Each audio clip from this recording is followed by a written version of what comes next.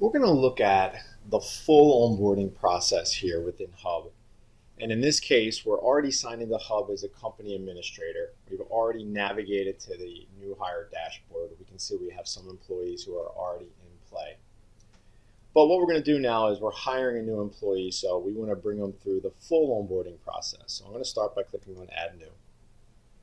And the full onboarding process is just like the basic. It's 4 steps. But in this case, it's the basic employee information the administrator will enter. They'll select the documents that they want the employee to review. They'll create a customized questionnaire, and then they'll go through the finishing steps, which will then hand it over to the employee. Now, one of the first things we might see here are the states that you conduct business in. So Hub will have ways to be able to identify which states this company does business in through our payroll integrations. And that's important because we'll see later this employee will denote which states they will be working in so that we know which state level forms to bring them through. The new hire contact is basically, this is the person, if the new hire, the employee going through the process has any questions, this is who we want them to reach out to and contact. And it's pre-filled in. So we're trying to save some time here. We're looking at the last employee that you brought on board and reutilizing the same new hire contact that you utilized there. Now, obviously, if this information changes, you can easily change that right here.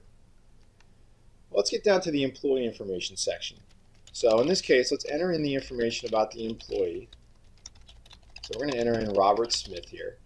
Robert is our new, he's going to be our Director of Technology. And we're going to have a hire date of the 24th for Robert. Now we'll get into the state selection. So again, we saw before that, even though this company does business in multiple states, Robert, he's only going to be in Virginia, so we don't need to have him worry about New Jersey level forms.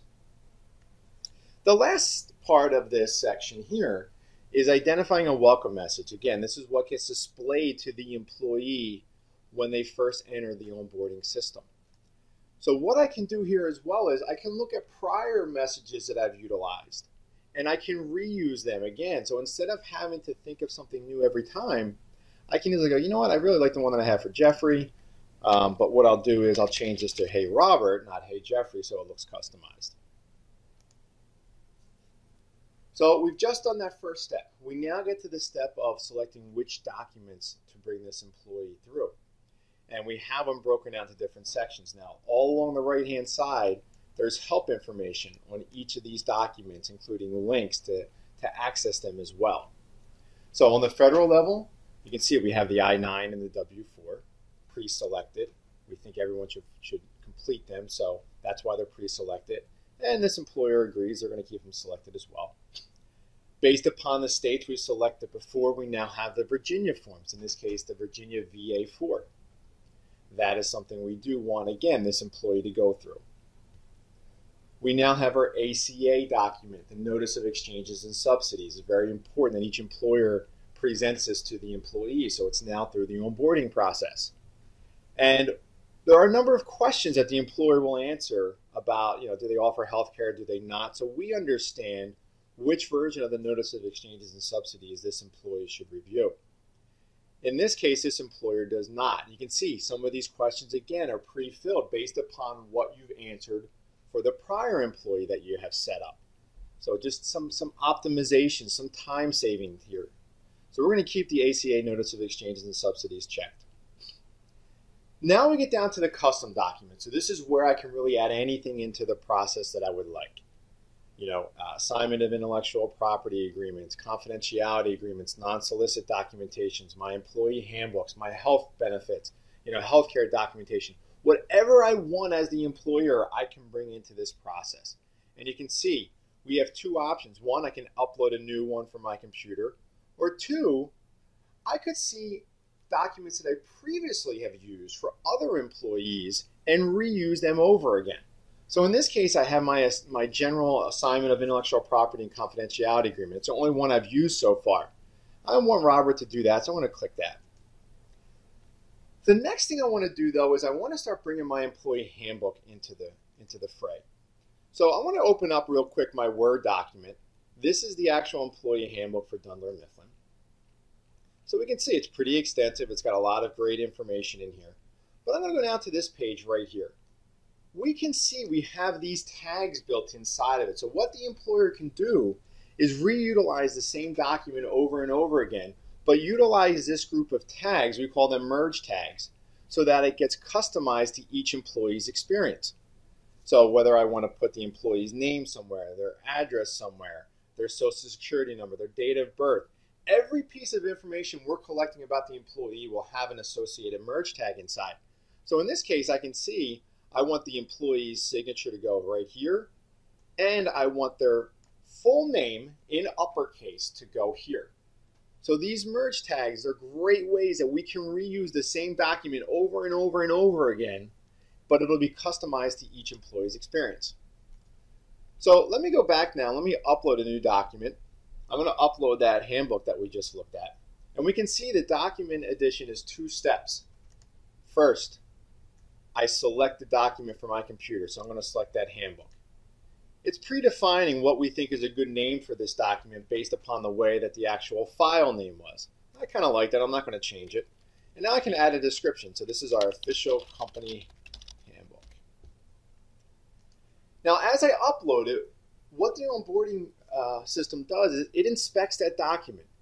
It says, okay, let me see. Let me make sure that this is exactly what they want to utilize in the process. So we can see this document has 40 pages. We did detect that it requires an employee's signature because it has that employee's signature tag on page 5. So this review step is a great way for the employer to say, yep, this is exactly what I want. Let me add this to my process. Now sometimes I have these documents here. Here I have 2 selected for the employee, but I don't really like the order that they're in. So if I don't like the order, what I can easily do is grab them and drag them so that I say, oh, you know what, I want the employee handbook to come first in the process, then I'll do the IP and confidentiality agreement. So I'm going to save and continue. I'm going to now build my questionnaire. First part is direct deposit. Do you want to let them enroll in direct deposit? Do you want to get emergency contacts from them? We're still working here on some pre-built questions. These are questions that we detect most employers seem to add. So the questionnaire allows me to customize this process for the employee. I can add any custom questions in play that I want them to answer. Do they have any food allergies? Do they want to enroll in the company benefit plan? Anything you can imagine could be added as a custom question. You can see, just like documents, I can create new ones or I can select existing ones that I've utilized already. In this case, I'm going to keep it a little bit simpler for this employee. I'm not going to worry about any questions. So let me save and continue. I'm now in my review step. This is the last step before we hand it over to the employee. So we got the information. This is Robert. He's going to be our Director of Technology. Here's a list of documents we've selected for him to review and sign. We have some questions that he's going to answer. Now is my last step. I'm going to say yes. Let me certify everything is good. I want to complete this process. I'm going to complete it. Great. It's finished. It's now over in Robert's hands. Great job by me.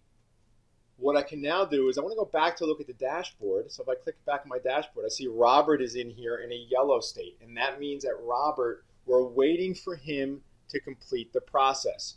Each one of these cards has a different color. Yellow means we're waiting for the employee to finish the process.